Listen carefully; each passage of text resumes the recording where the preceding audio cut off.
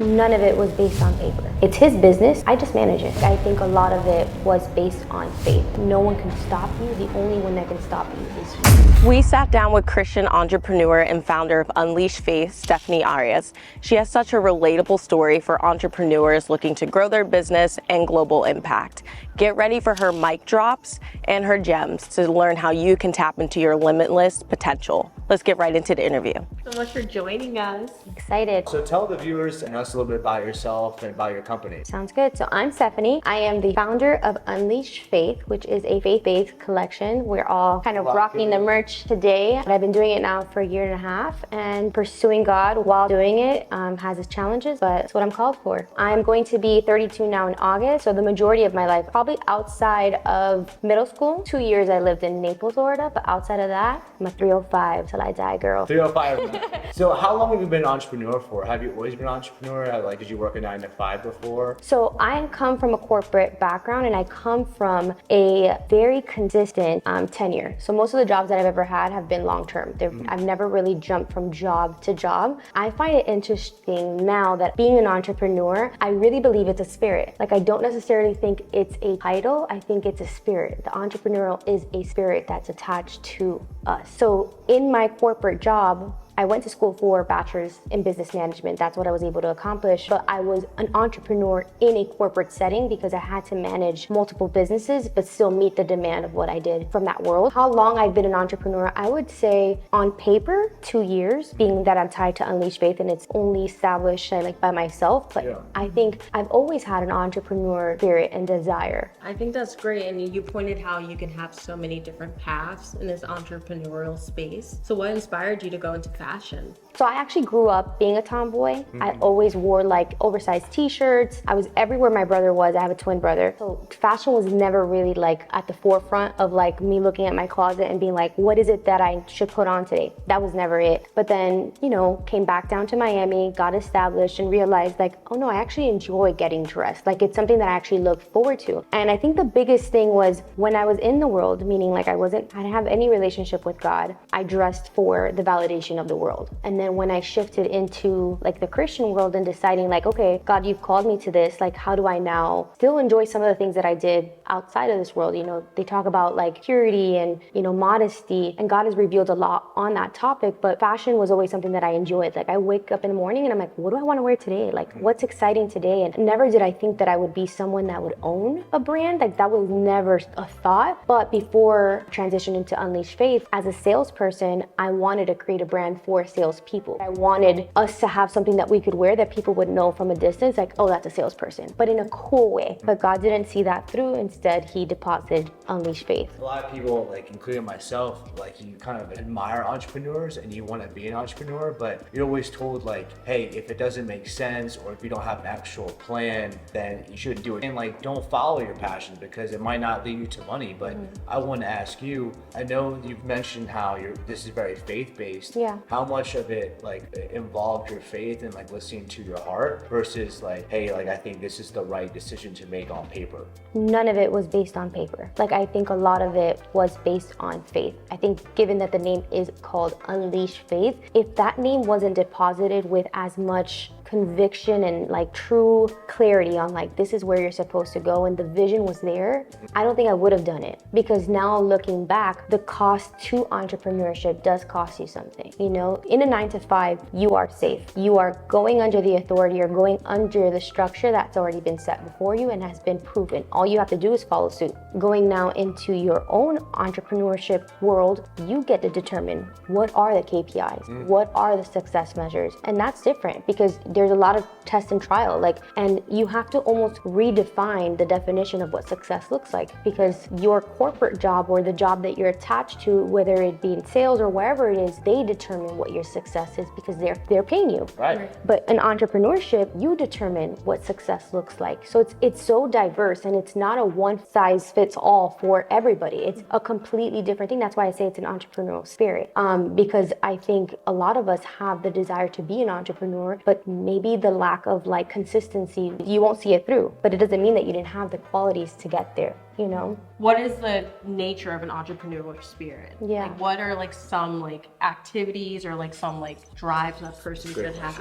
Yeah, I think that it has to, you have to have vision. You have to have vision to know where you're going. But I think more than anything, you have to be a leader. And I think, at least for myself, God definitely developed that in me before I walked into entrepreneurship. So I knew what it was like to be under authority and follow a leader. So I knew how to follow someone. So I knew that it was going to be different now following God and being still and hearing like, okay, what is the next direction, and not being overwhelmed with comparing myself to another brand or comparing myself to friends. It was like, okay, we're starting from scratch. What do I need to do on a daily basis that will help me feel like we're moving the needle? And I didn't know what that was or how to measure it. All I knew was stay consistent. So if you're gonna post consistently. If you're going to, fast consistently. It was my character being developed, that I wasn't doing it for the validation. I wasn't doing it for the likes. I wasn't doing it whether people bought or didn't buy. It was like, you have to believe this before anyone else will. Because there will come a day where it will shift, and now you've got a community that believes in what you believe in, but you've got to walk it out. Unleash faith is literally that. It's do not contain faith. You can't let fear, you can't let doubt, you can't let insecurity, you can't let any of those things get in the way of what God has called you to do. So yeah, there's a fight, but that's part of unleashing faith, which honestly cultivates my work ethic. It cultivates the desire to keep moving forward, to keep looking for more of whatever it is that he wants to do, because he's been faithful. Yeah, he's been faithful. Like, this is not even 2 years in, and like it's all him. I say it all the time. It's his business. I just manage it, and it releases this pressure of like, stress, yeah, 100%. So I think, to answer your question, I think the qualities is consistency,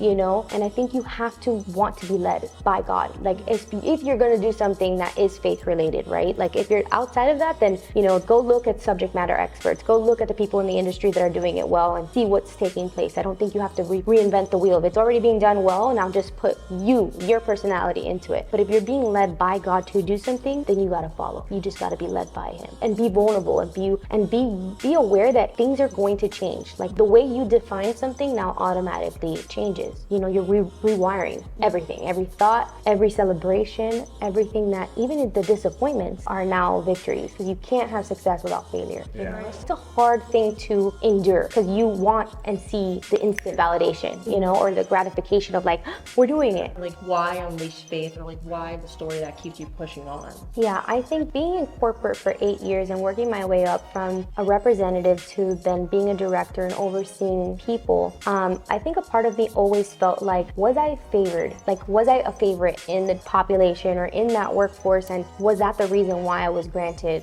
the role that I was granted? And I just felt like something kept tugging at, like, you're capable of doing it, but if fear is stopping you, that's not God. And I'm in a place where it's like, I got no kids, I'm not married. If it's gonna happen, this is the time to do it. And I'm more confident in who I am now than I've ever been in my career and as an individual. So I was starting to have real conversations with myself of like, if it's gonna happen, it's gotta happen now. And you gotta trust that you're willing to bet on yourself. And that is one of the biggest lessons that you're gonna learn, because you have to deal with you. You go to sleep at night and are either like crumbling inside with like, oh, I hate this job, or like, I have this passion, I have no idea where it's going, but I'm excited. And that to me is living. That's life. And that's where like the origin came from, was like, fear is it's gonna keep me paralyzed. And like, that is not my life. And I choose to go against that. And I don't do it on my own strength. But again, it's like, I have faith that like he's called me to that. And I believe that our vision, our mission is attached to people that are in similar situations, that are looking for an out. And they just don't know the language or don't know how to discern, like, this season has come to an end and I'm now going to trust. And I'm going to take a leap of faith. And if I fail, what's the worst that can happen? I'm at the bottom. There's only one way up. Like, that you can't go any lower. So it's like, why not? I just felt like, if not now, when? It was like a question. Why not? And why not you? What did it feel like to get that first sale? Okay, I do remember my first sale, and it was great. But the reason why I have this tone was because I knew the person that was buying, so it wasn't as gratifying as the first person that like did not know me, was from New Mexico, and I was like, wait, this is cool, because I expected people that I knew to buy in. Like, that was like something that I was like, okay, I'm gonna have that. But once you tap out of your friends, and they're not gonna be friends and family that are gonna be constantly like supporting your business, you need a real community of people that really believe in what you do. So when I got my first order that wasn't, I lost my mind. Like, I remember I went on Instagram and was like, I just got an order. Like, I was so excited because I knew then That's it. Yeah, it's possible. Yeah, and to see it now, like I've gotten orders Puerto Rico, California, New Jersey, like where I'm like, whoa, this is TikTok and Instagram are really finding audiences that are completely outside of Miami, and that makes me feel like, okay, we are a legit brand. Like there's people who don't know Stephany personally that are rocking Unleash Faith somewhere, and that to me blows my mind. And then like also the willingness to adapt. Like, you know, if you get faced with that trial or that error, are you going to be willing to step up and be like, okay, I'm gonna change my approach and continue on? Yeah. Or are you just gonna like, you know what, this isn't for me? Yeah. Like the persistence of it as well is really important. Yeah, I think the vision for your business will ultimately give you the desire to keep going. I know this is not just for me, right? So I don't do it based on the strength of like me benefiting. Like we support a local nonprofit, 10% of our profit goes to that. So I know that it has a ripple effect. Like I know people are being affected financially through what we do. So it's like, I don't just look at it as like Steph is being compensated. No, I'm looking at it as like people are purchasing something that is gonna stir up faith and that they're gonna buy into what that looks like, but that's also having a ripple effect, and their contribution is tied to the out. So it's bigger, the mission is bigger, but it gives me peace to say, this is yours to carry. Like you can keep going, like you can do this. You know, he's been faithful this far, just keep trusting and he'll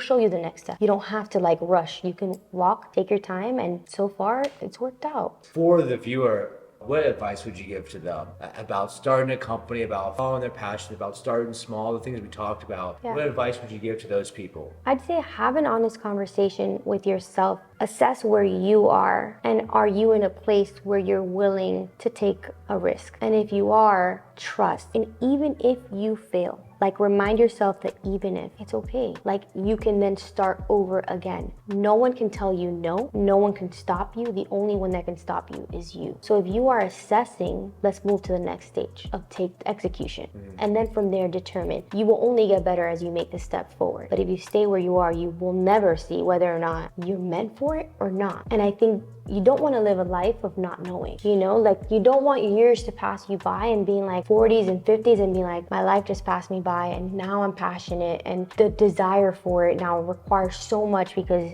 at 50 or 60, life has hit you. Like you've got kids, you're married, like there's so much more. Not to say that it's not possible, because we hear it all the time, and most of the stories that we actually, like if you look at the autobiographies and biographies of people, it happened later on in life, which there's a beauty in it. But if you're assessing it now, pursue that. I would say let that curiosity discover and really determine what the next step is, not be afraid of that. Fear is wisdom. It's pointing you what way to go. No, that's so beautiful. That's such amazing advice. I appreciate that. I want to ask you, where can people find you and your company? Yeah, so we've got two ways. We've got Unleash Faith on Instagram that does have our link to our website. But if you don't want to go on Instagram, you can go directly to the website, and that's www.unleashfaith.store. Buy some merch. Buy some merch. Have Unleash Faith be a part of your club. Yes. Yeah. What are you waiting on? Do not think any further. Like, just go. There's something there for you. So what'd you think of the interview? Thank you so much for watching to the very end. If you want to support Stephany in her business, we'll put a link down below. I'm actually wearing one of her shirts right now. Remember to like and subscribe to support the channel. And remember, there's always more beyond the beach.